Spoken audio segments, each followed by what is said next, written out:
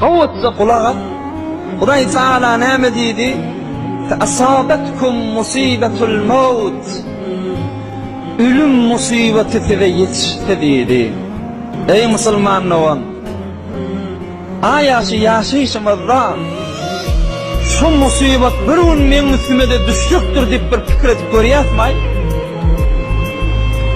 Ölüm musibeti ýygyňda galan doğan garyndaşyňa däl ha.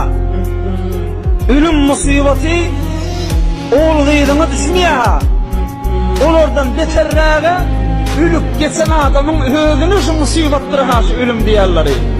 Vefat. Bir gün şu dünýäni, şu yalancı dünýäni ekber gitmek güni. Bir gün ahiretine karşı gitmek güni. Ölüm güni. Buralykyn musibet adamın başına.